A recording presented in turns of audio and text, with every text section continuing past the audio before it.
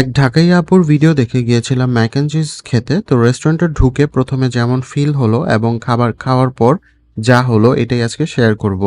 Twist and test যেটা ওয়ারিতে recent open হয়েছে, আমার কাছে মনে হয়েছে রেস্টুরেন্টটি ইন্ডাস্ট্রিয়াল এবং রাস্টিক মিক্স ডিজাইন। এক পাশে লাল ইটের দেয়াল এবং অন্য পাশে গ্রে ফিনিশের ওয়াল। রেস্টুরেন্টটির সবচেয়ে আকর্ষণীয় দিক হলো এর সিলিং, লোহার গ্রিলের ওপর ঝুলন্ত গাছপালা এবং সবুজ লতাপাতা। রোমান সংখ্যার ক্লকটি একাধারে ক্লাসিক এবং সুন্দর। রেস্টুরেন্টটি ছোট হলেও ভিতরে ঢুকতেই বায়োফিলিক ডিজাইনের ফিল দিবে। রেস্টুরেন্টটি ওয়ার্ম অ্যান্ড কজি, এখানে কোয়ালিটি টাইম কাটানো যেতে পারে, যেটা আমার মনে হয়েছে।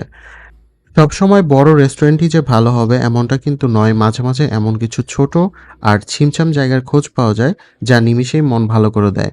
মাত্র 4-5টি টেবিলের এই ছোট্ট রেস্টুরেন্টের ভিতরে ঢুকে আমার মনে হয়েছে নীরব কোনো পরিবেশে চলে আসছি। যেহেতু গিয়েছিলাম ম্যাক অ্যান্ড চিজ খেতে, তাই এটাই অর্ডার করে দিয়েছি।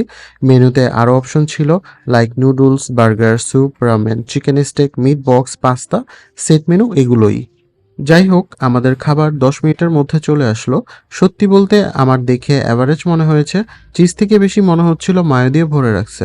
আচ্ছা, এটার মধ্যে নিচের লেয়ারে ছিল ম্যাকারনি, উপরে ছিল চিকেন কাটসু আর কিছু ফ্রাইস। এবার আসি আসল কথায়। সবার টেস্ট বার তো সেম না। আমি যখনই কোনো ভিডিও দেখে কোনো রেস্টুরেন্টে গিয়েছি, আমি কখনোই ভালো কিছু পাইনি। ম্যাকারনিতে খুব একটা চিজের ফ্লেভার ছিল না, বরং আমার মুখে যেটা বারবার আসছে সেটা হচ্ছে চিনি।